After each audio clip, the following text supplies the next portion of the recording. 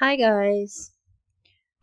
So today, this video is about Unit 5 Part 2 study guide.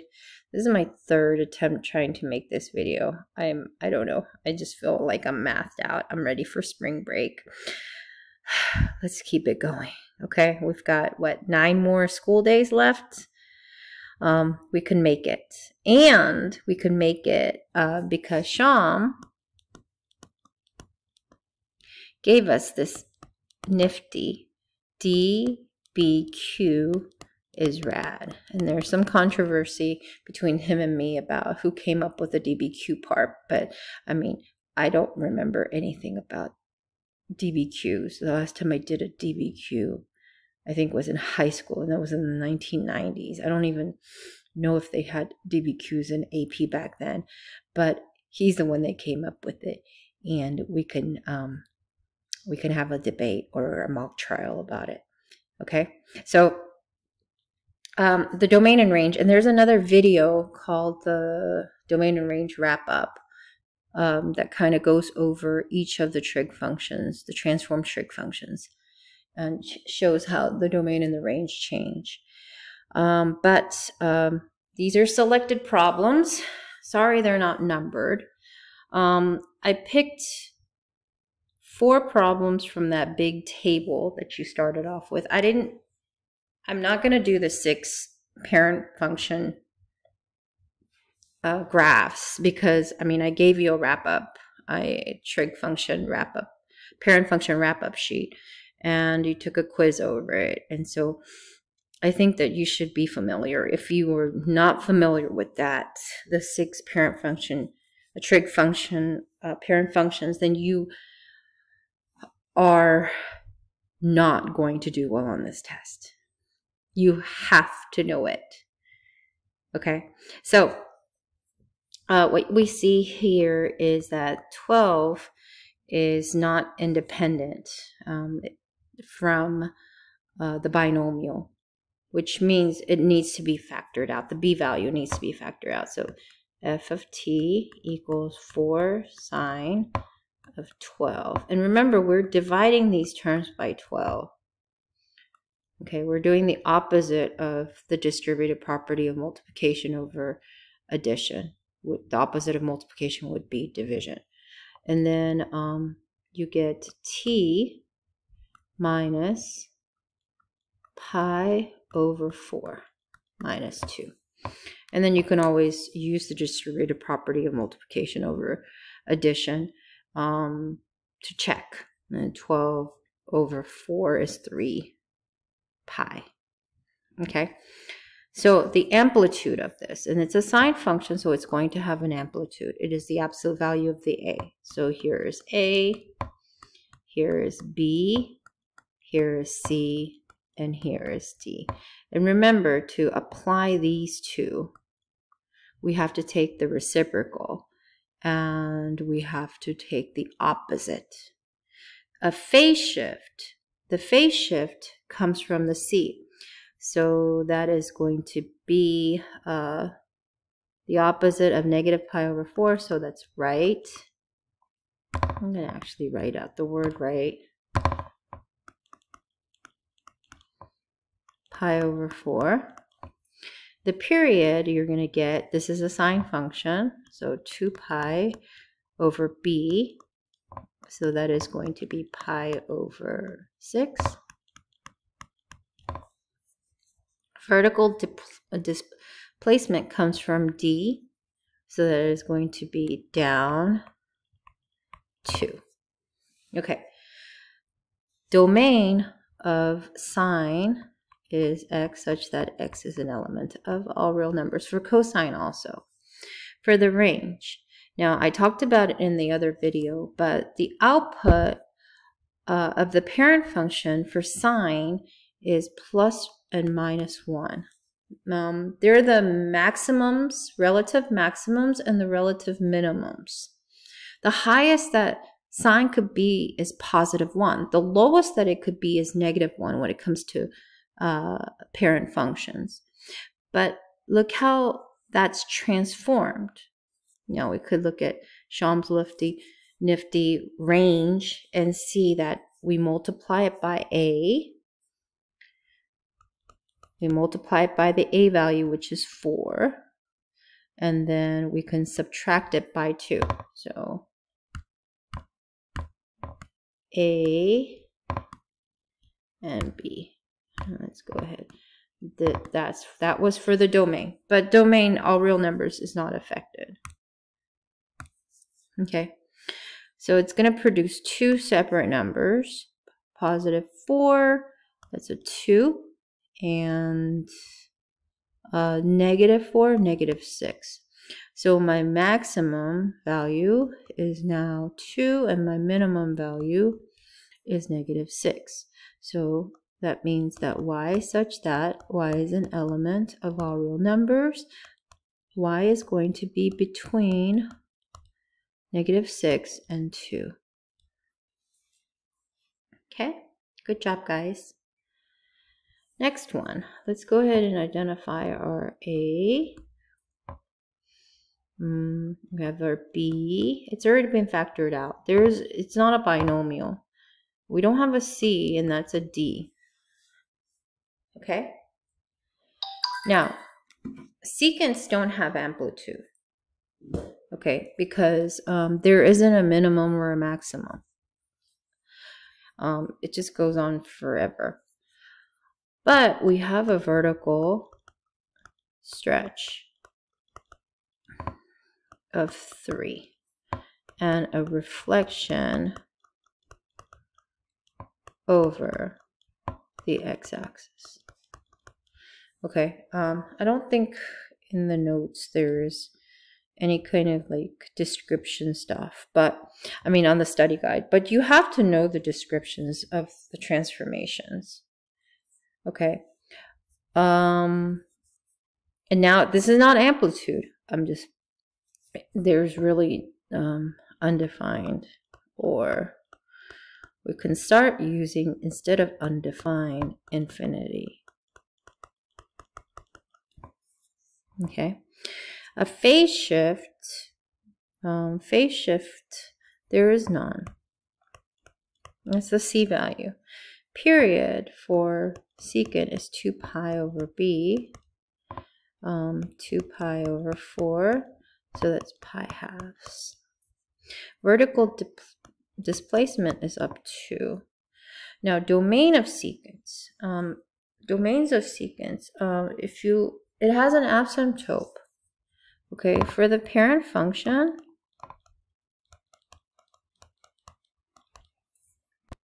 pi halves plus pi k. K is an element of C. That's the asymptote for the parent function. And so let's go ahead and look how that gets affected. Now, I talked about this in the other video too. This value, that is the first asymptote in that first period. That one time around the unit circle in the positive direction. And that's the first asymptote. Now, how does that first asymptote? That's an x value. And if we use Trinay's method and make a table, I mean, we can put pi halves as the input and for the parent function, and it's going to be undefined. So the same thing that happens on the Trinay's method where I showed you the table is going to happen in the asymptotes too. So if you want to make a table and you want to use Trinay's method, even for these, that's fine. Okay, so pi halves gets affected by, let's see, multiply it by b. But remember, these two we have to take, if we had a c, we have to take this reciprocal and the opposite. Okay, so that's 1 over 4. And then there is no phase shift. Okay, so we don't have to add c. So we just multiply that by pi, or so that ends up becoming pi over 8. Now, if you look at the second number right here, let's use a different color. if you look at this number, I mean this pi, where that pi comes from is the fact that for secants, within its period, the parent function 2 pi, there is another asymptote in the middle. Okay, I talked about this in the other video. If you look at secant right here, okay, you notice that, I don't think I can draw on this because it's just PDF, but if you notice, if you see for secants and cosecants, I mean, you can see it more clearly on cosecant. There's a 0 here. Let's see if I can use this cursor. There's a 0 here, and there's another period right here at 2 pi. Okay? And smack dab right in the middle. So that's going to be pi. That's going to be half of that period. There is another asymptote.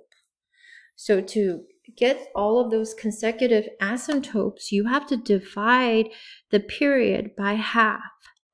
Over here too. I mean, this is the start. And then there's another one, but there's 2 in here. Okay? But if you actually look, we can say that the period starts here on this asymptote right here. Whoops. On that asymptote right here and here. We could say that's one period. Okay? Period is a length. It's a distance. Okay, on the x. It doesn't necessarily tell you where it starts. You can have the period start anywhere, guys. So if we can say we have an asymptote here, and this is asymptote here. It's a one full revolution, okay? And so if you look at it from in that point of view, we have another asymptote smack dab half of that period. So this is actually period divided by half. So if we have a new period for this, what was our new period? Pi halves, right? So pi halves divided by or multiplied by 1 over 2. So pi over 4. So how am I going to rewrite that? X such that x is an element of all real numbers. X cannot be pi over 8 plus pi over 4. K is an element of integers. Okay. Okay. Now let's look at the range. The range, if you look, I think I put it here. This is from the other video. If you look at the range for cosecant and secant, cosecants and secants, there's a gap. Do you see this gap right here? And if you look where the gap ends, it's at 1. Where the gap ends, okay, it's at 1 and -1. And so you can use that same thought process that you did cosine and sines. Okay, you're just going to write the inequality a different way. So that means plus or minus 1. I'm going to take that plus or minus 1. And that's the parent function.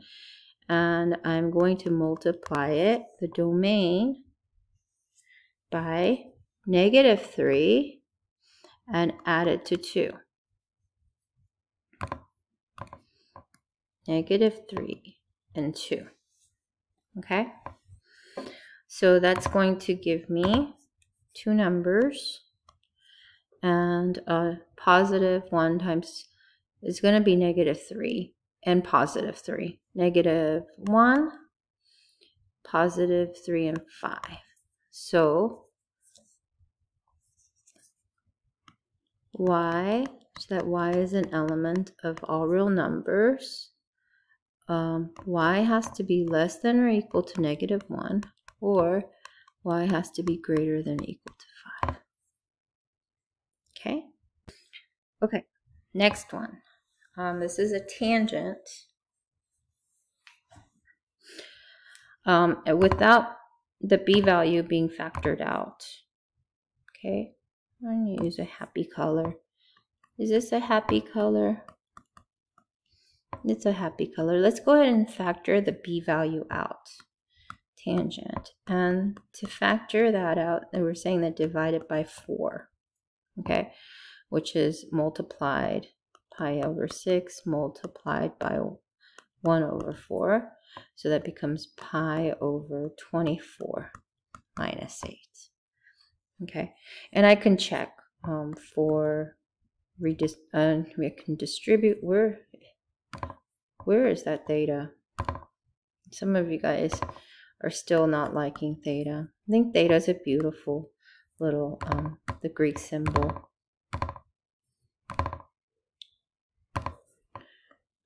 For when I multiply the 4 back in, I get 24, 1 over 6. So this checks out. Okay, so let's go ahead and label. I like to label it A value, B value, C value, and D value. And then I can also color code it. This is the domain. Oh no, I don't want to do that. I don't want to do that. Okay, and here we have the ranges, how it affects the range. The amplitude, tangents don't have an amplitude, guys. It's infinity, okay, or undefined.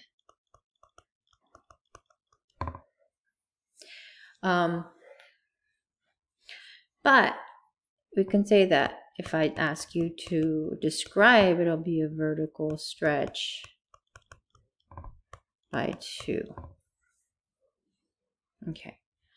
And then what was the next? Phase shift. Phase shift would be the C value. And write pi over 24. And then the period, the new period, I'm going to take period of tangent, which is pi over b. Pi is going to, pi over b. B is 4, pi over 4. So it's just going to be pi over 4. What's the next question? Vertical displacement is down 8.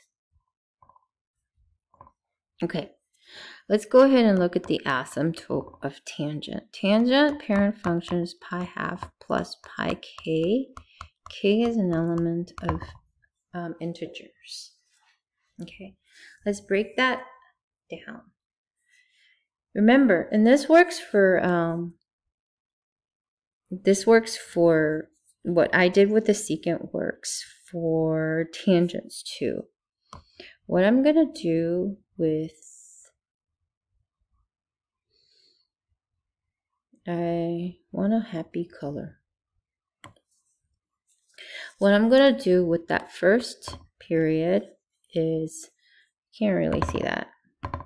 What I'm going to do with that first period is I'm going to multiply it by the b value. But remember, to use these b values and c values, you have to take the reciprocal and the opposite. So you're going to be multiplying by 1 over 4 and adding by pi over 24.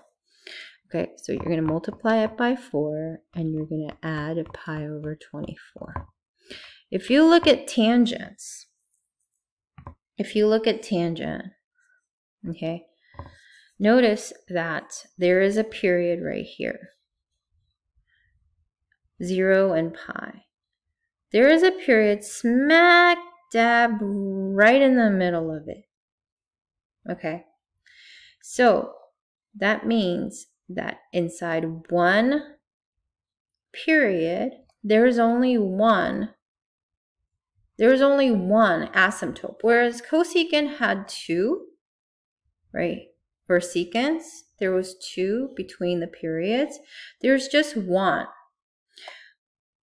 So, whoops, where am I?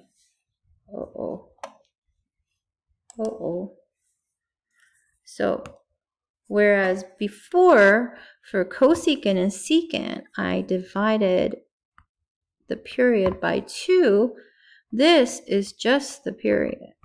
That pi is just the period. Period of tangents and cotangents parent function is pi. This is the new period. Okay, what is the new period? Pi fourths. So every pi fourths, every new period, there's going to be an asymptote. Okay, now let's go ahead and figure x. X is an element of all real numbers. X cannot equal pi halves times 1/4 is going to be pi over 8 plus pi over 24th. So that's 24th. 3, 4 plus 1 pi. So 4 pi over 24th. And so pi 6th plus, remember, the new period, k, and k is an element of integers. Now, lucky for you, tangents and cotangents ranges stays as is, regardless of what a and d value do. Okay, good job, guys. Next. Okay, let's go ahead and factor out the 2/3. Theta minus, remember, factoring something out is dividing by that. So 4 pi over 9 times 3 over 2.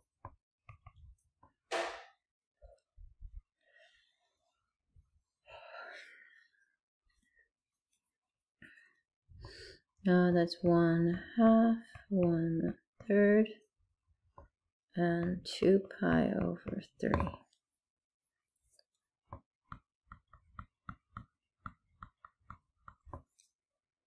Okay. I can check. I can distribute this 2/3 back in. That should be 4/9. Good, good, good. Now this is a cosine. It's going to have an amplitude. Amplitude is, that's amplitude A. So easy to remember, A. This is going to be a right. 2 pi over 3. And then the new period, B value, that's B, and C, and D, is going to be 2 pi over 2 over 3, which is 2 pi times 3 over 2. So that's going to be 3 pi. And then it's going to go up 4. Okay, cosine x, x element of all real numbers.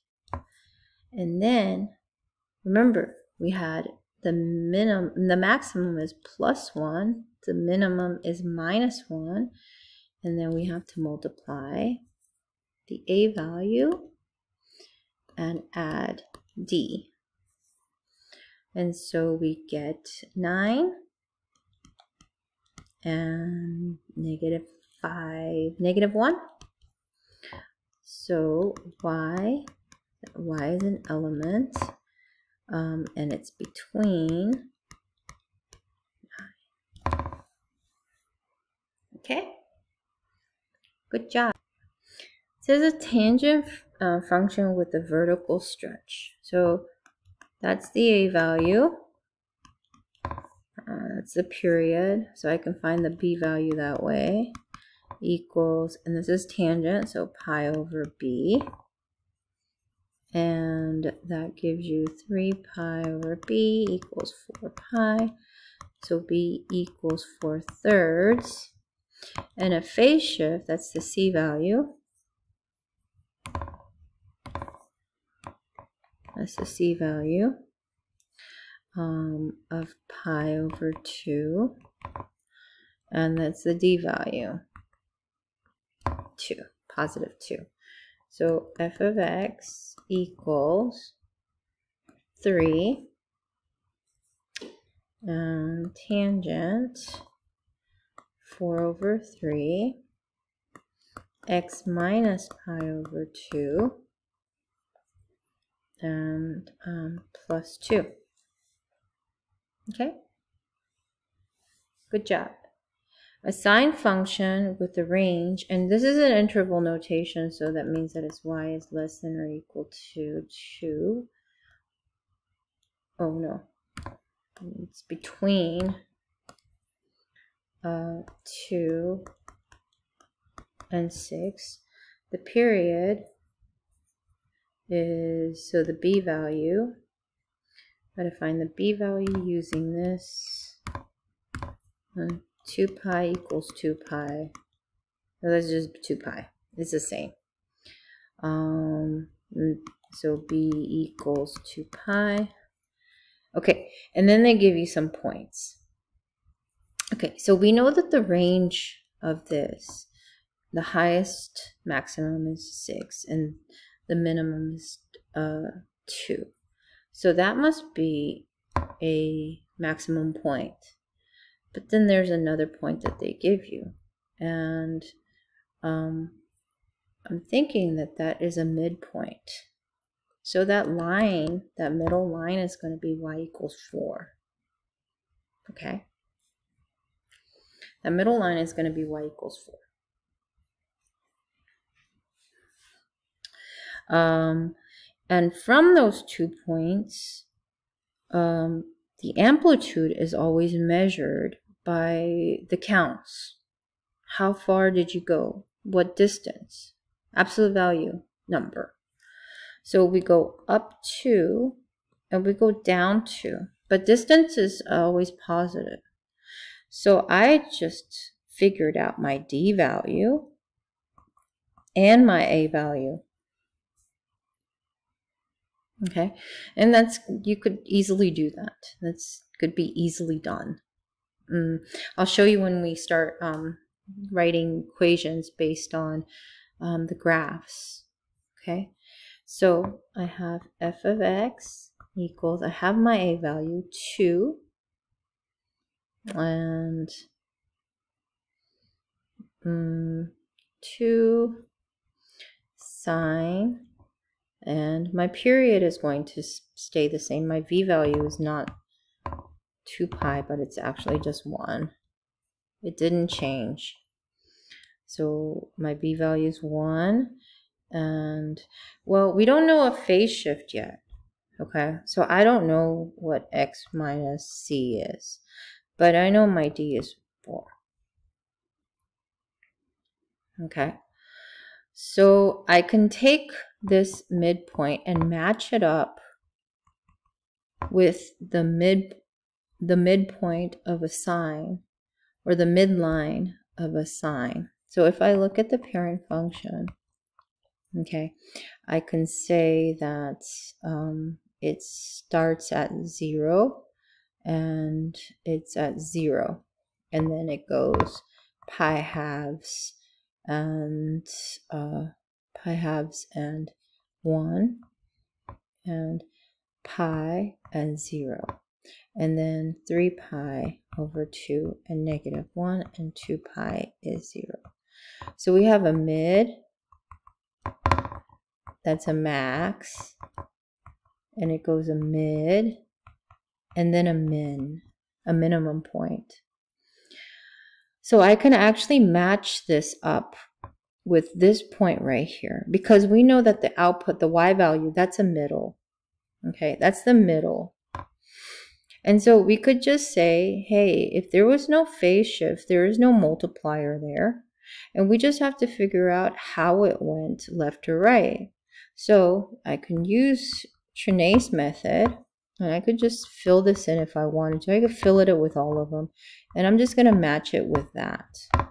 Those two get matched up. Those are the transform points. And so I don't have a v-value to multiply, so I just figure it out how 0 moved to pi over 6. So that moved right. It moved right pi over 6.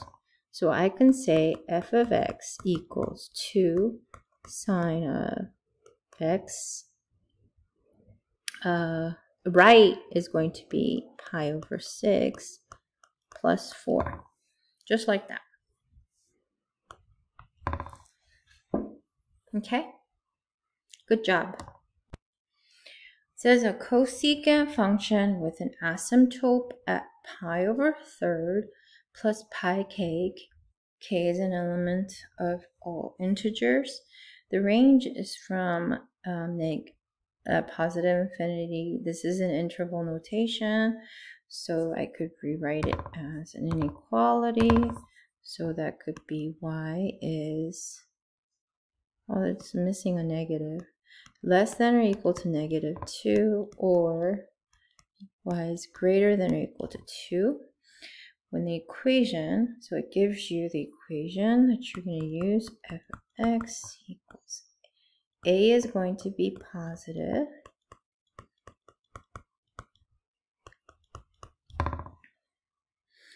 Okay. So if I look at that,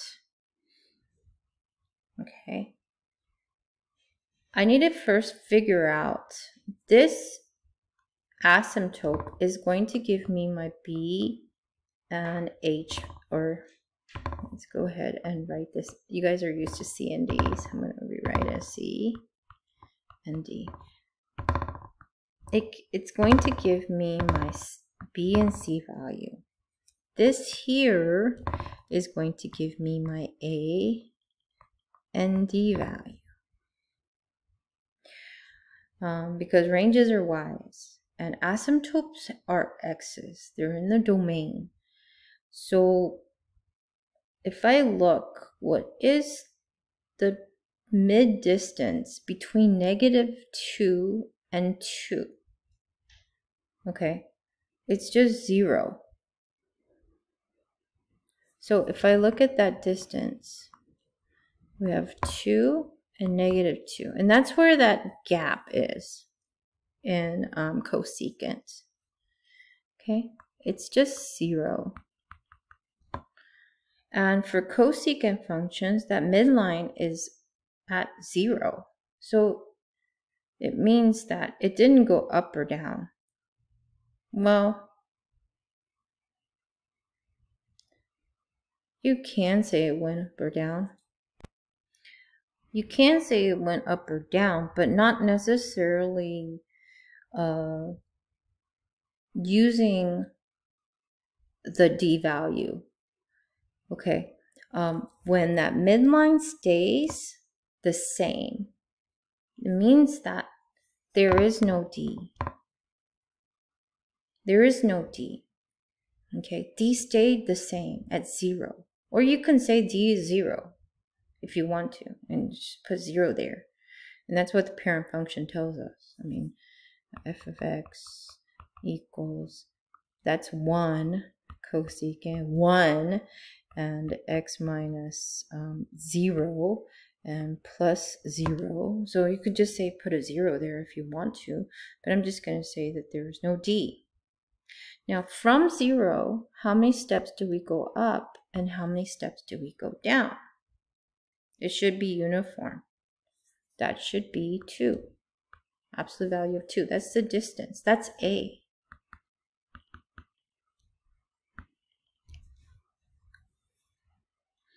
Okay?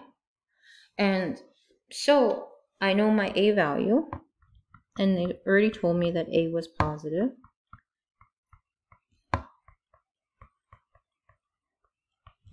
There is no D. Now using this, now I know that pi thirds is undefined.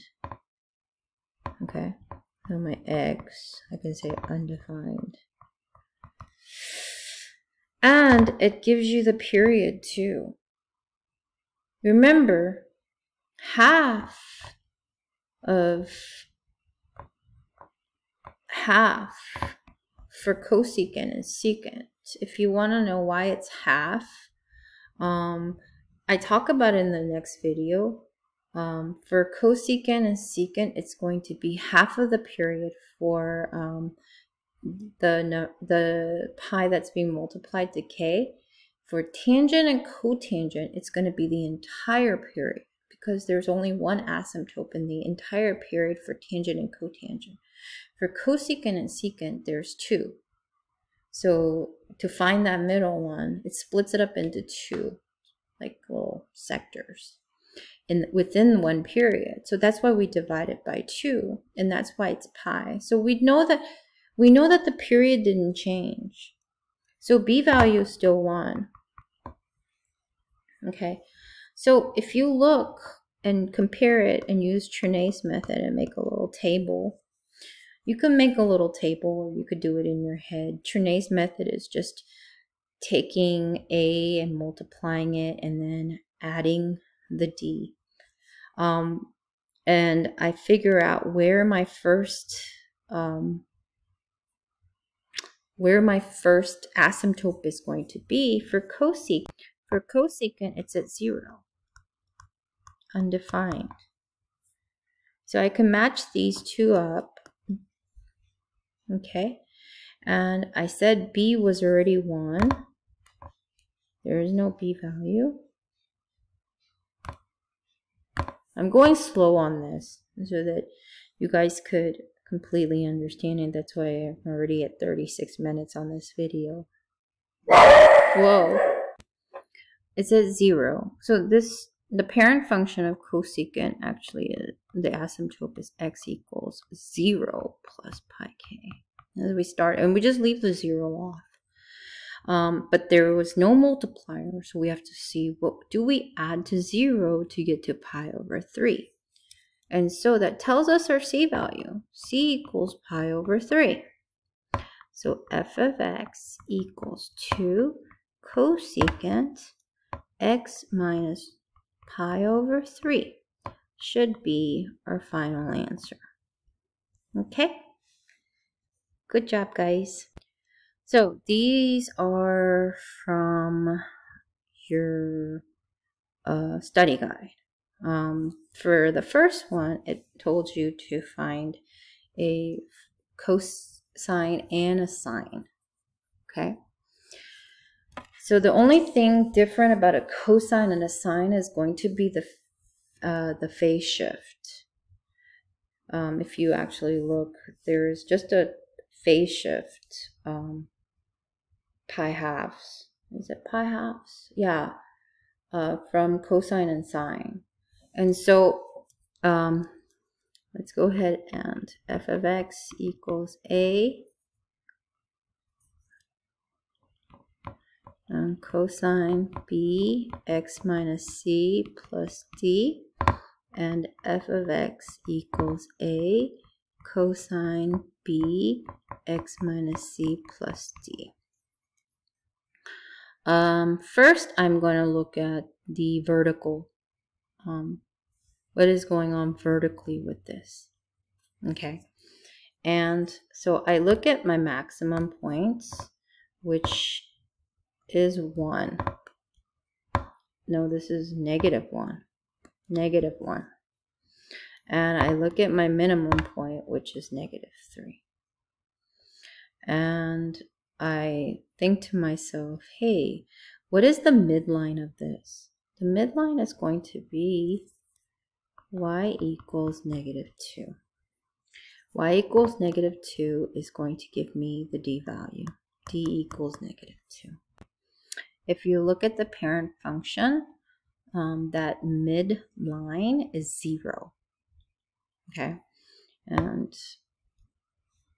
you can literally see that there's another point there. Okay, at 0, -2. So for both of these, the d value is going to be -2.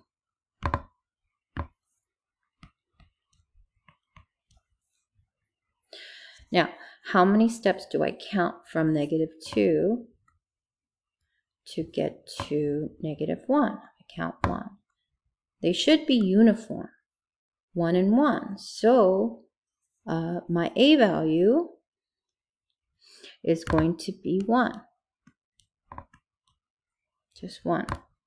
And you can just leave the 1 off. Okay?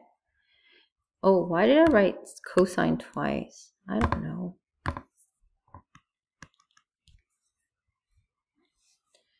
Now, to find the B value, that's the period.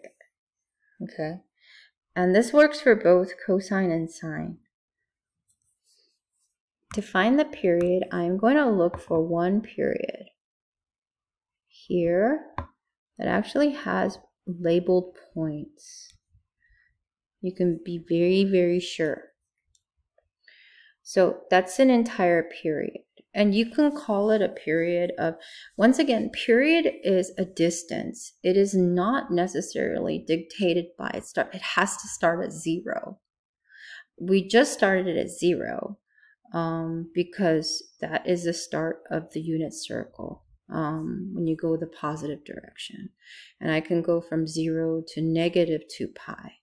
Or I can go start at pi halves and do a full revolution to 2 pi plus another pi halves. It doesn't matter, okay? So this is a full period, and I just need to find that distance. And so the distance between these two, so 5 pi over 6 minus pi over 6. So that gives me 4 pi over 6, which is 2 pi over 3. That's my new period. Now, 2 pi over 3, I have to put it, to find my B value, I have to do 2 pi and then B. Numerator same, denominator has to be the same. So B equals 3. Okay? So for both of these, B equals 3.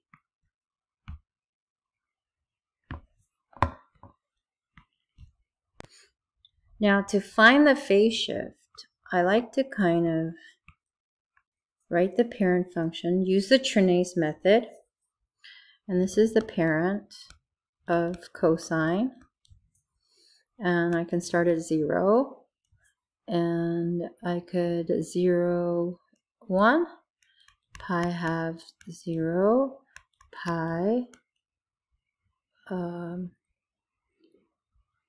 -1, and 3 pi over 2, 0, and 2 pi.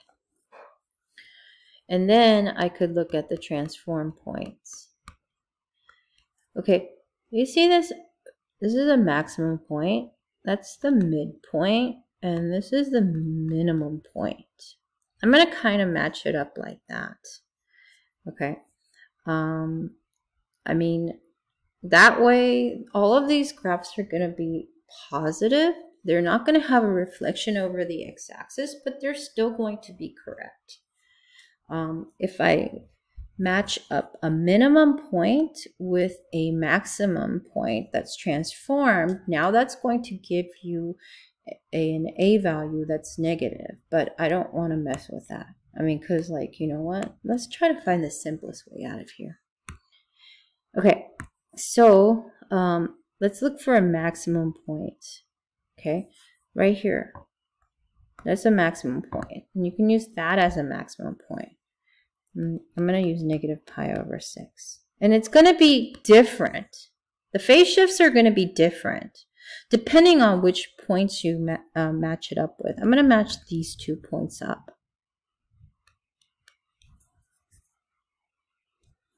Now we indicated that for cosine, that 3, and you don't have to list the entire parent function. Okay, you could just write the maximum and find a maximum point on here and write that and match it up. You don't even have to make a table in this case. Now, we said that we have to multiply these by the v value or the reciprocal of the b value. Okay, we already know that. So this, you have to multiply it by 3. And that's going to give you a 0. Okay, now we have to see from 0 to negative pi 6, how did it move? Well, it moved left pi 6. So we can say that it is plus pi over 6. Notice that that's going to change. That phase shift will change if you match that maximum, the parent function maximum, with pi halves and 1. Then it's going to move right pi halves. But it doesn't matter because this is a periodic function and it repeats. It repeats. So those maximums are going to be captured every single time, regardless of what your function is. Okay? Now, I'm going to write the sine parent function. And to be really honest, these tables help me remember 0, 0, and that's the mid. And then pi halves is 1. Just keep that pi halves. And I'm going to use the same maximum point for the transform function that I used, which was negative pi over 6 and negative 1. I'm going to match those two up. Okay, notice what happened to the sine. It also, you have to multiply it by, you don't multiply it by 3. Somebody's going to, yeah, by 1 over 3.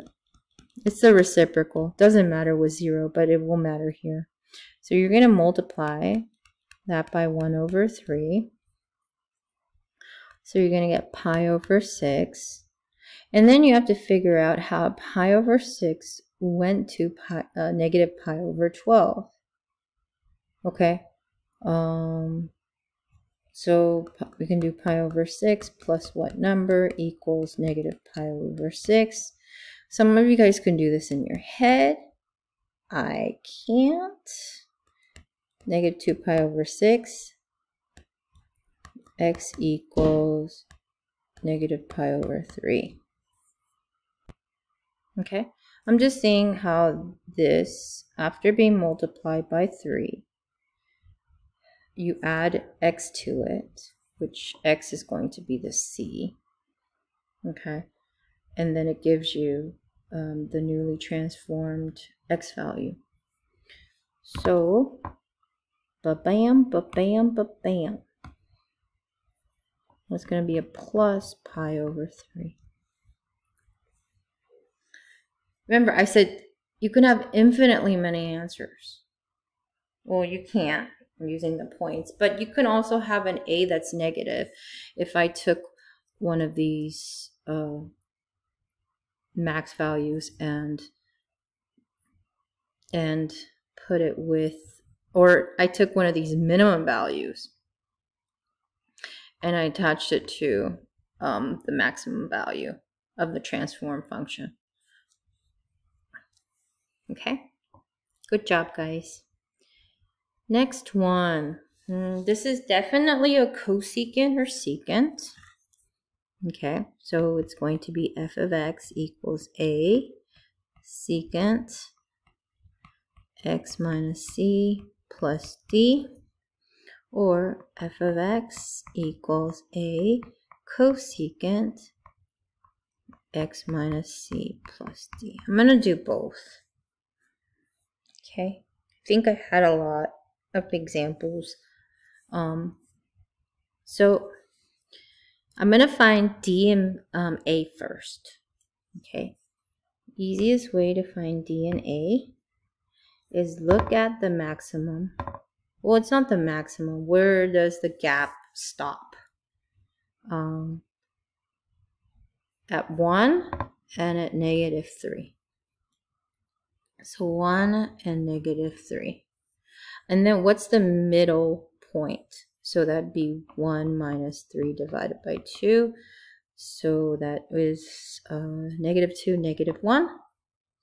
So at negative 1, y equals negative 1. is the midline.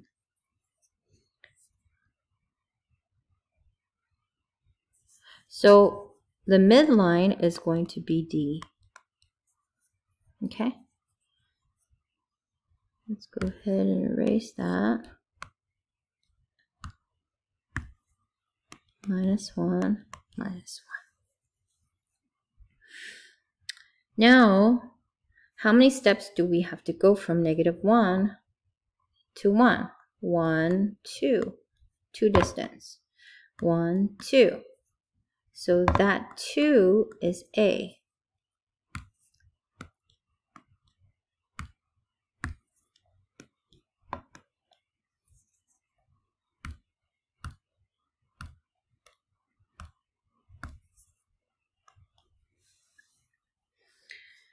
Got that situated.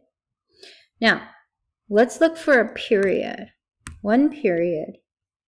We have that labeled point, and we have that labeled point. Notice that the outputs, the y values, are the same. I could have also used here to here if I wanted to. You would get the same answer. Okay, so I'm going to take the distance of -5 pi over 3 and 7 pi over 3. So, I mean, some of you guys are having a hard time with this, but if I figure out the distance between -5 pi over 3 to 0, so that's positive. So 7 pi over 3 plus 5 pi over 3. And that's going to be 12 pi over 3, which is 4 pi. 4 pi, to find the b value, we take the parent function, period, divide by 2. 2 pi equals 4 pi over b. Guys, some of you guys like to skip steps. But I've noticed that that's where you guys mess up. When you go too fast. That's why I'm going very, very slow. I'm at 52 minutes into this video. Okay? So your b value for both of this is 1 over 2.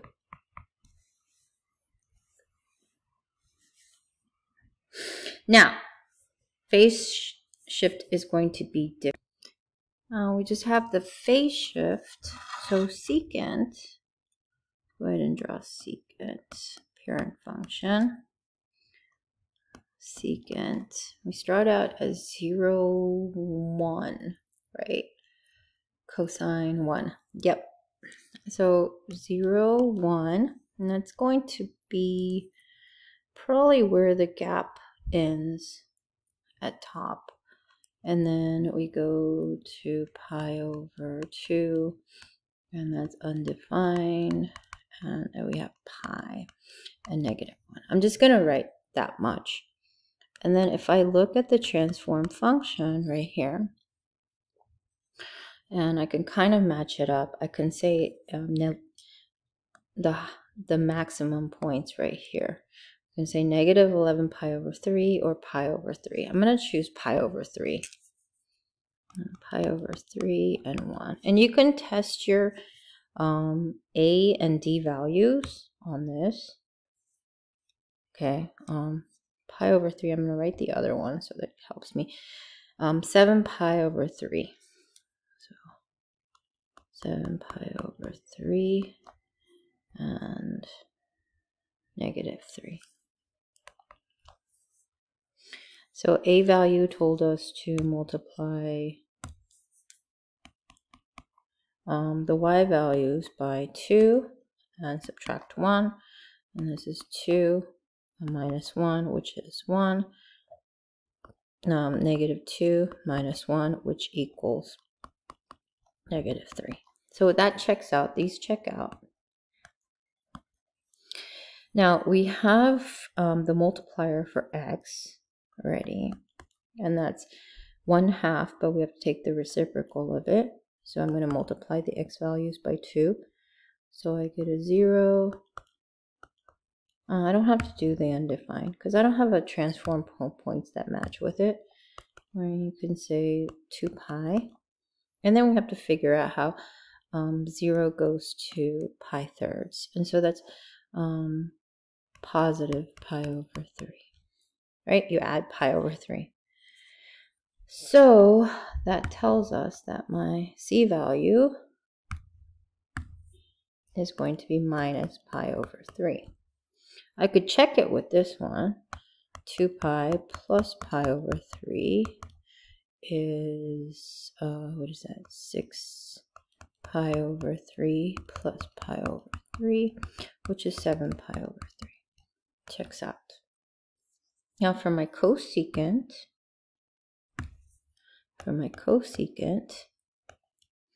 we start with an undefined,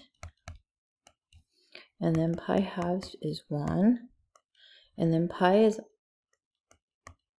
undefined, and then 3 pi over 2 is negative 1. So here's my max, and here's my min.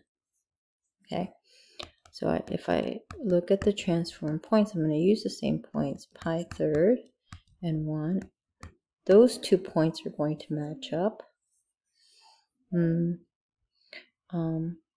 then it's going to be the same y value. So I can multiply this by 2. So that gives me pi over 4. So I have to figure out how pi over 4 shifted to pi thirds. So 5 x equals pi over 3, or pi thirds minus pi fourths. So x equals 4 minus 3. So x equals 4 minus 3 pi over 12. So that's going to give me x equals pi over 12. So that tells us it moved right pi over 12. So that is going to be minus pi over 12. Okay? Good job. Let's do the next graph. Looks like tangent or cotangent. Okay. I can figure out that there's a point here and a point here. But on the test, my points are going to be clearly marked. That you do not need to guess. Using those clearly marked points, you can find still an infinite, not an infinite amount, but I'm going to make sure that you guys are not guessing points. Okay, so this could either be, I could write both of them, a tangent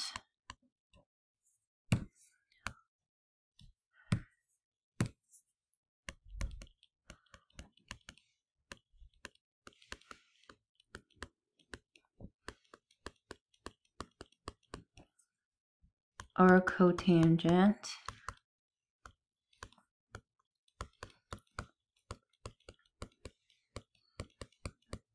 They're going to have the same A, B, and D.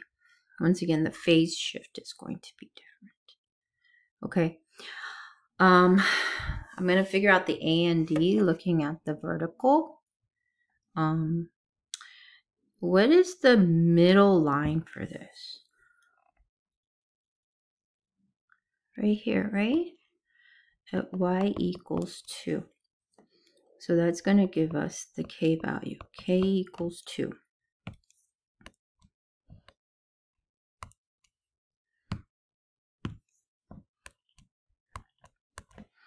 Okay. Now, how many steps do I need to go from 2 up here? 1, up here 1. That tells us that the a value is 1.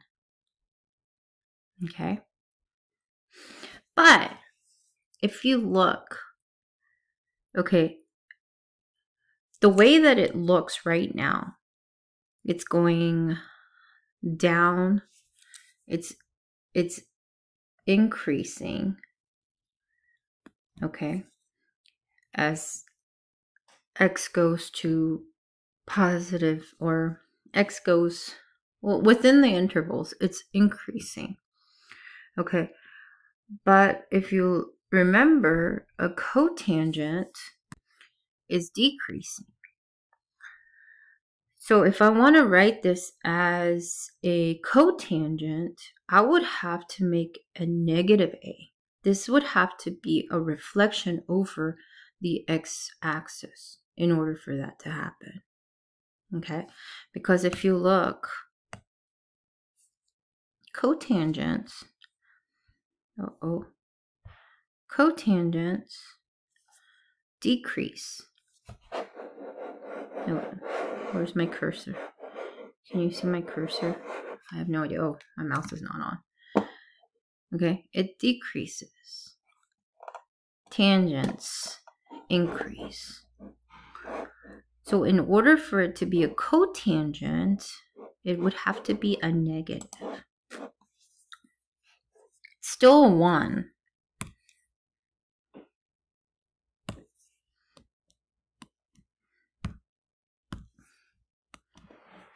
Tangents are positive. Okay, easy enough. Now, let's look for the period. Now, for the period, we can look at here, between the same outputs. Okay, the distance from 0, that's going to be pi over 3 is the period. Pi over 3 equals pi over b. B equals 3. Numerator is the same. Denominator is going to be the same. Now b for both of these is 3. Now, if I compare tangent, let's go ahead and compare tangent, parent function. We have 0 and y over x is 0, right? And then pi over 4, and that is 1. And then pi halves is undefined. And then 3 pi over 4 is negative 1. And then pi is undefined. And we didn't have to write out all of that, but I just felt like it. Okay, I am going to look at this point, and this point. We don't know the asymptotes. We know that they exist. If I wanted to put asymptotes on there, it would be clearly marked with dashed lines and an equation for the asymptote, x equals something. Okay, the transformed is going to have, sorry.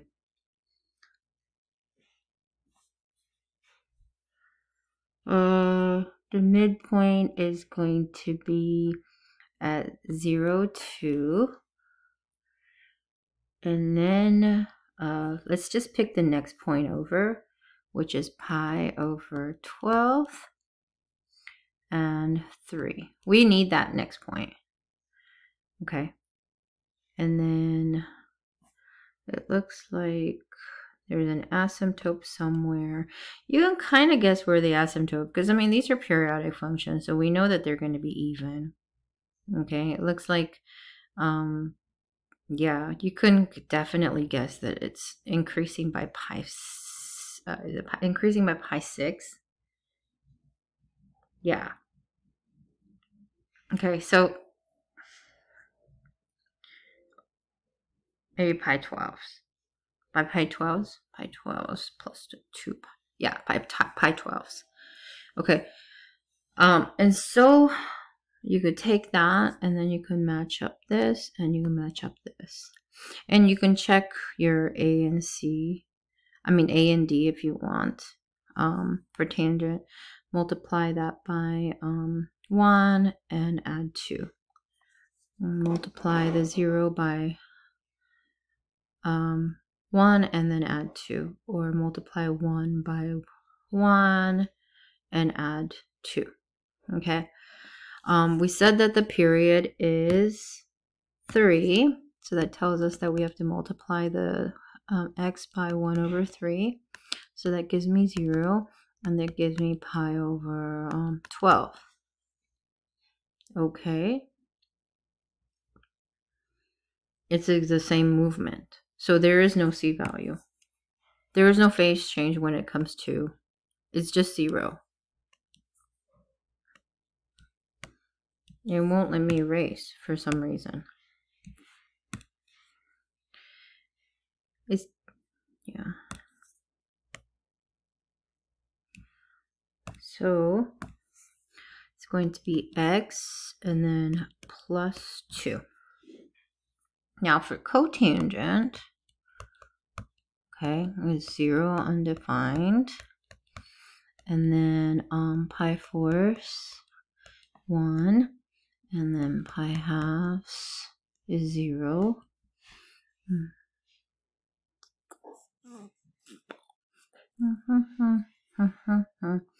And then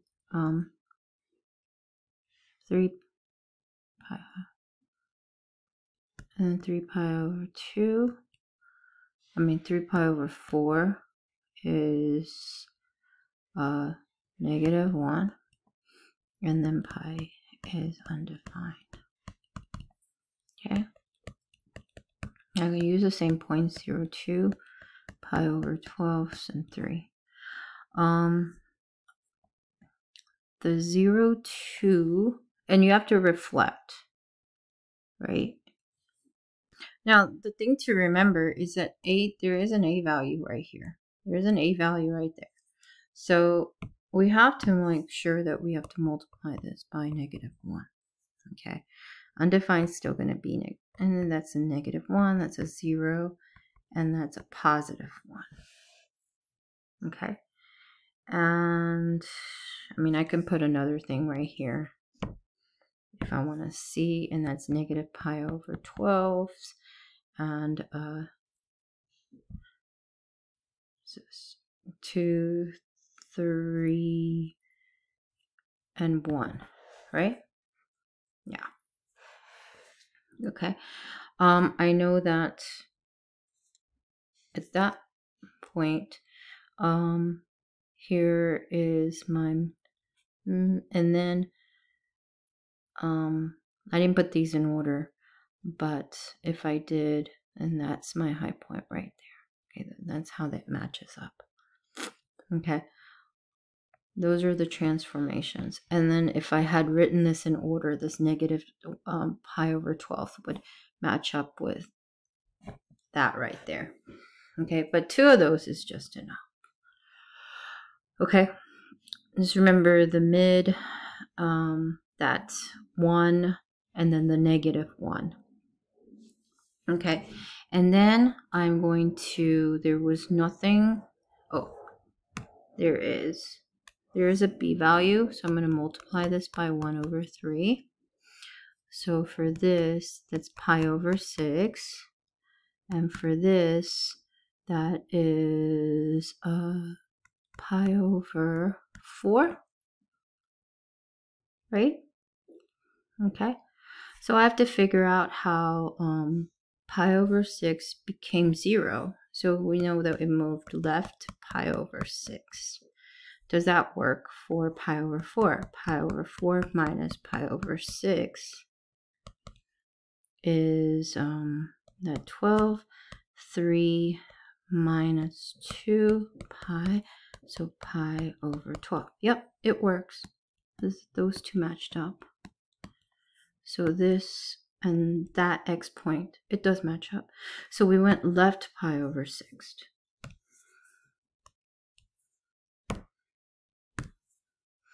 It's going to be a positive pi over 6. Okay? There are the 2 equations. Definitely tangent is easier, but you could still create it with cotangent. And, yep, good job, guys. Okay, let's do one more of those. This is sine or cosine.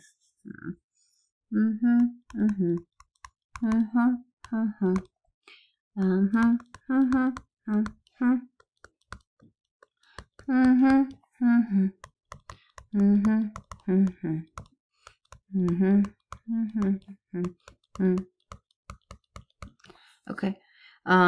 First, we are going to figure out the d value. Okay. We're going to figure out the midline. So 1 minus 5 over 2. 1 minus 5 over 2. Negative 4, negative 2. So y equals negative 2, which becomes the k. Okay. I don't think that's the right proper way to write that, but you know, it's okay.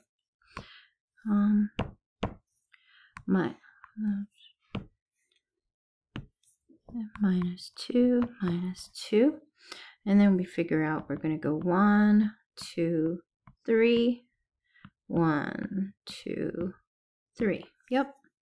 So A equals 3.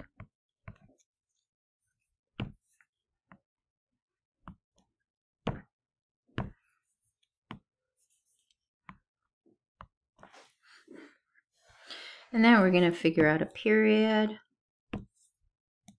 here and here if I want. 17 pi over 4 minus pi over 4. 16 pi over 4 is 4 pi. Okay. And that gives you the period, not the b value. So 4 pi equals 2 pi over b. 4 pi over b equals 2 pi. Divide by 4 pi, divide by 4 pi. Whoops. So b equals 1/2.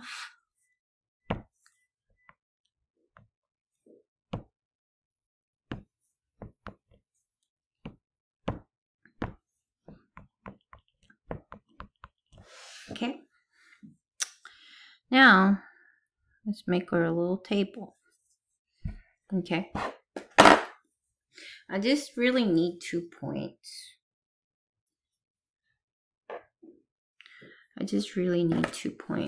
So we have the parent function for sine.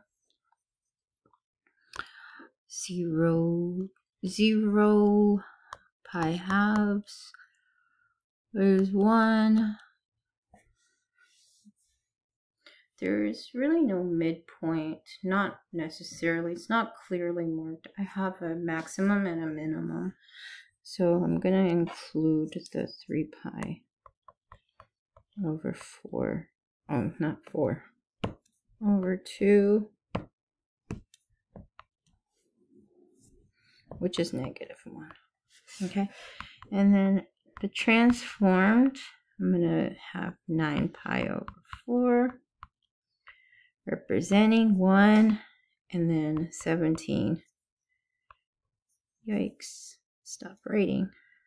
Come on. 17 pi over 4 and negative 5. Okay. I mean, once again, you could match up the minimum point with the maximum point. And that's just a reflection over the x-axis. But let's not make life complicated, you know. Okay, so I can check my a and d value and multiply this by 3 and then subtract it by 2. So multiply by 3 minus 2. 3 minus 2 equals 1. Yep, check. And negative 3 minus 2 equals negative. Check. And then I'm going to take the b value and multiply. So pi over 4 and then multiply by 2. What am I doing? Probably because I've been making an hour and 14-minute video over here.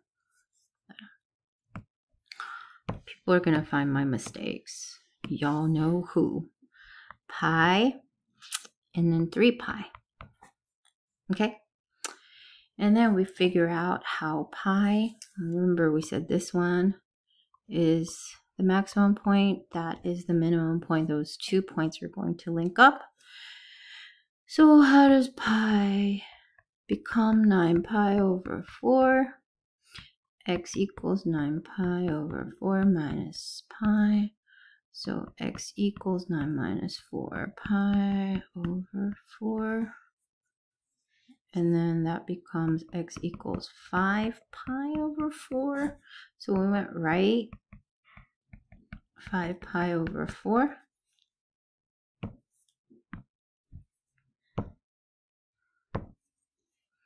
Nine.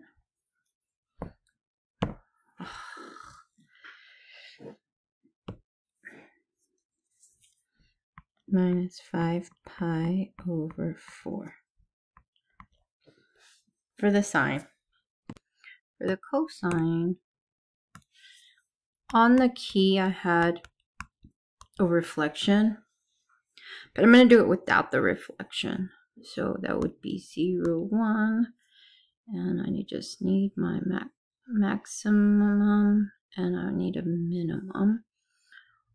0 is this pi, would be my minimum.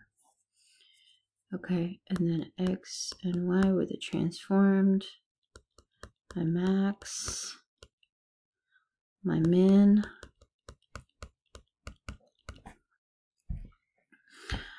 and then I can say, hey, multiply this by 2, so that becomes 0 and 2 pi, and then these match up together, so that's negative 9 pi over 4. Subtract those by negative 9 pi. I could check with the second one. 2 pi minus 9 pi over 4. So that is 8. Oh, add 8 plus 9 is 17 pi over 4. Works. Okay. So it went right. 9 pi over 4. Becomes very different phase changes if I reflect. Okay, so that's a minus 9 pi over 4. Okay, good job, guys. Next, graphing. Okay, graphing has become kind of like we spent a long time on graphing. And for some of you guys, you can like visually graph the parent function and then visually see it. And then Trinay came up and he sat there and he figured out how multiplying a and b values and then to each of those points in the parent function, coordinate points, and figuring out how like you could just get transform functions based on pretty much an equation. Good job, Trinay. Okay, and we've just kind of been using that. Okay, Trinay method. So I'm going to go ahead and factor out tangent a 2. You always have to factor out the 2. That means 5/2 divided by 2, which means pi times 1/2. So that's pi over 4 minus 5. I'm going to check. I always put this back into, I distribute it back into the parentheses to make sure that I did it correctly. And that's pi halves. So I did. Okay. I'm going to write my points for tangent. 0, 0. And for tangent is pi fourths, 1. Pi halves, undefined. And 3 pi. 3 pi over 4's, negative 1. And pi, where the period ends at 0. Okay, with one asymptote in the middle.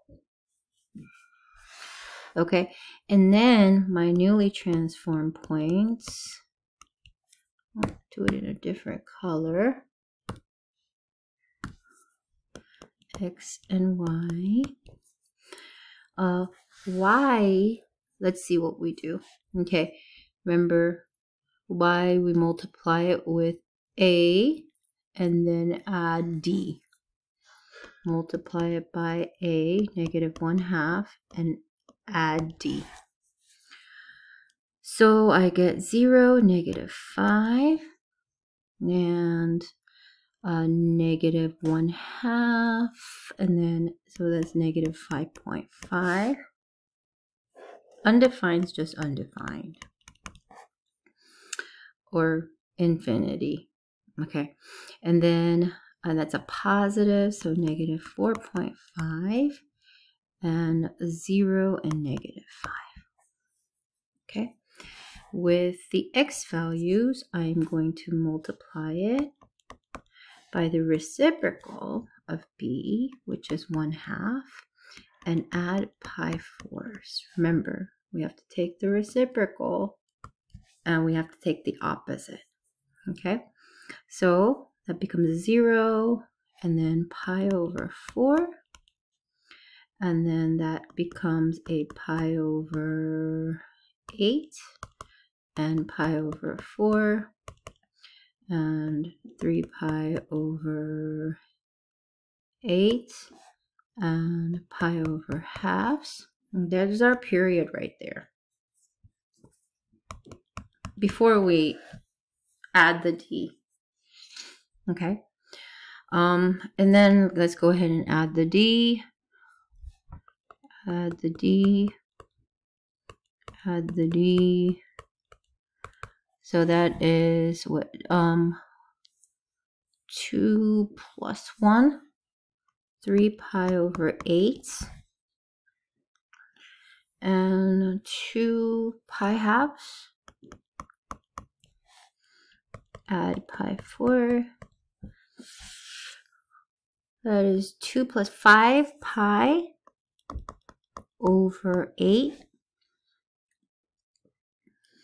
And then plus 5/4. 1, 2, 3. 3pi/4. Okay. Okay, let's just graph. On the test, I may give you a gridded graph for some, and I may give you just an empty axis where you have to fill out the tick marks. Okay, so most of our numbers are negative, y values are negative, so I'm going to put it up here.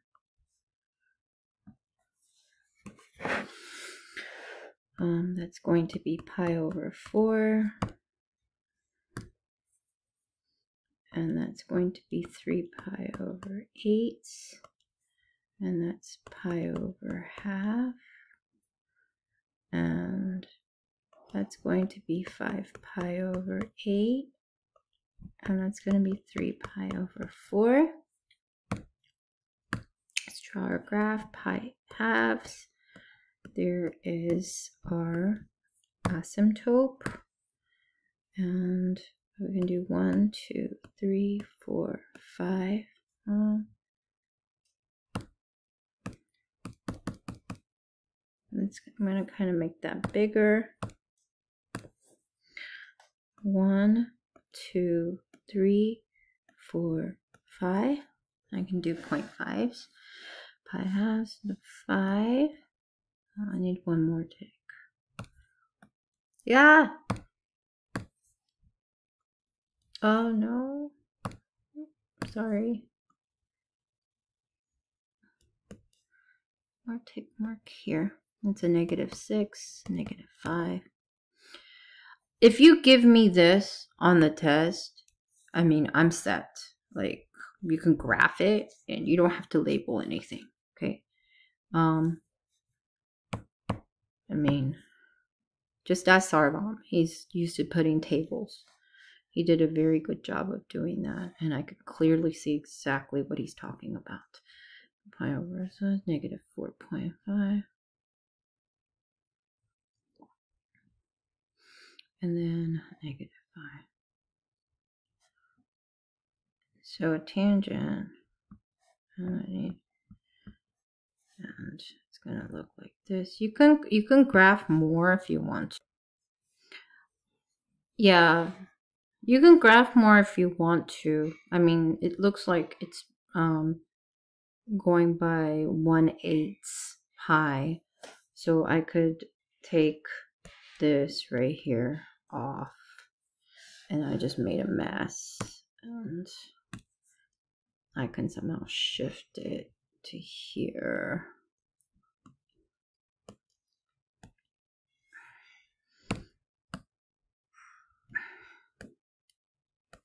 I mean, those of you that want to give me a perfect graph, and take, and then it looks like it's in between there and there. So that's going to be pi over 8 at that point. Pi over 8 is going to be -4.5. So -4.5 right there. Like that.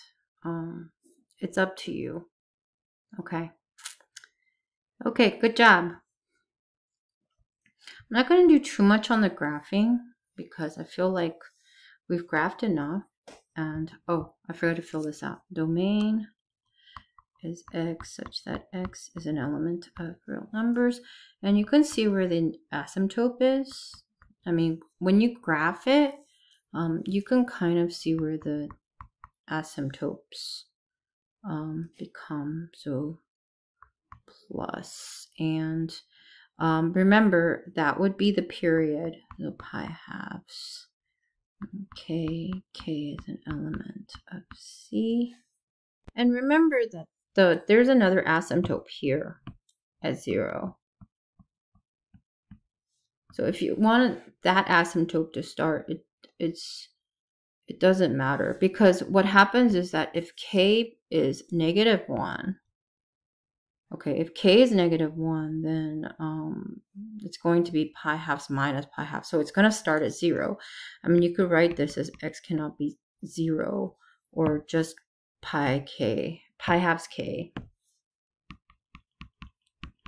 And K is an element of integers. Because if I put a -1 here as K, becomes pi halves plus pi cap. So it starts off as 0. So it doesn't matter. And the range for the tangents is y such that y is an element of all real numbers. There is no undefined. Miss Raja wants me to start using the word infinity instead of undefined. Asymptotes, x equals, you can put pi halves plus pi halves K. And then K is an element of C, or you can put x equals pi halves K, and K is an element of C. Okay? Doesn't matter. It means the same thing. Okay. Let's see. Cosine. Cosine. Let's see. This looks so confusing. I'm going to clean it up. -4 cosine, and we have 1/3. That's 1/3 x plus pi over 6. It's already been factored out and confusingly put in the denominator over the whole binomial with the 3 in the denominator. So let's see. This is cosine, so x is an element of all real numbers, and for cosine, before it's transferred, it's 0, 1, and then pi halves, it's 0, and then pi, it's -1, and 3, 4, 5, it's 0, and 2 pi 1. Okay, and then let's see what happens with, we multiply that by -4, add 1,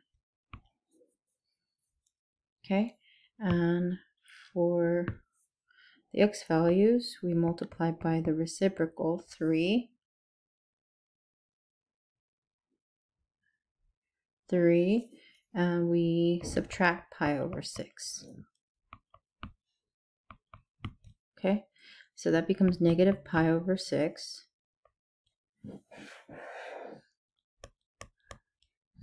Negative 4,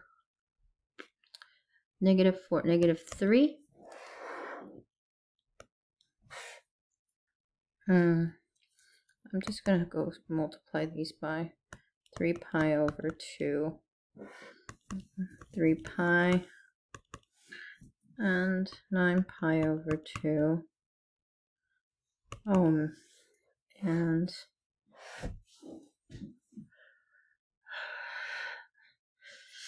6 pi. Okay, and then we can subtract by pi 6. And is it 3 pi over 2 minus... why is my surface doing this?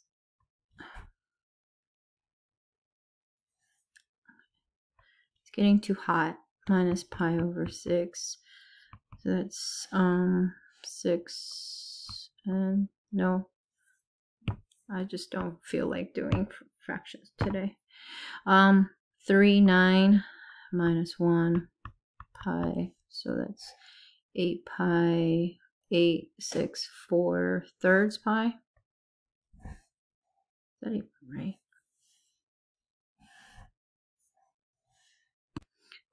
4 thirds pi. Let's do 3 pi minus pi over 6. That's going to be 2 and 5, 6 pi, which is 12, 18 pi over 6. 368 minus 1, 17.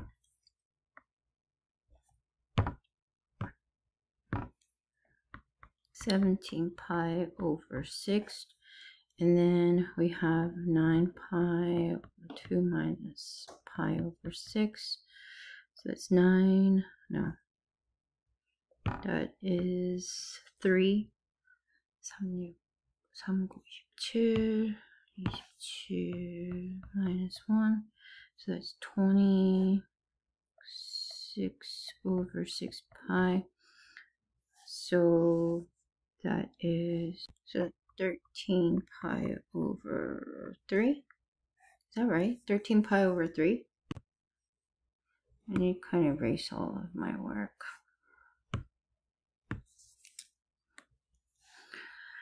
And then 6 pi minus pi over 6. So that is 35 pi over 6.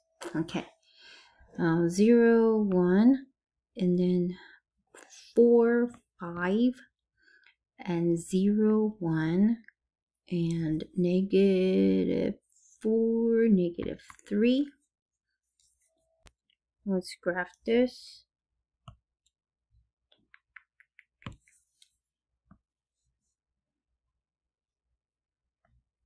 All over the place. Let's do it like this. Negative pi over 6, 4 pi over 3, 17 pi over 6, 13 pi over 3,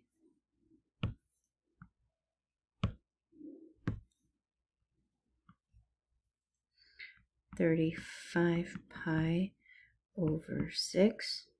Okay, so I have 1, 2, 3. That's negative 3. I'll put that. And then pi over 3 is 1. 17 is 1, 2, 3, 4.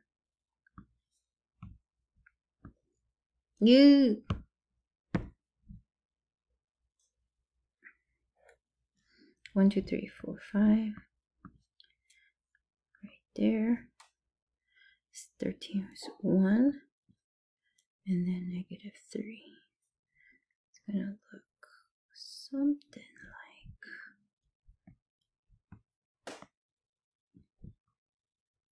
something like this.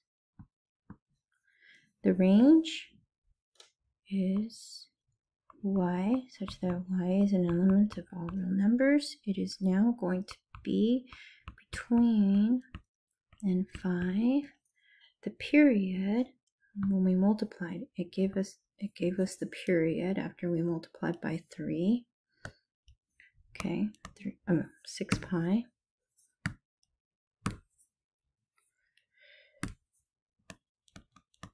Amplitude is going to be 1/3. Okay, that's the b value. No, I'm sorry. That is the 4, absolute value of a, asymptote none. Okay, good job.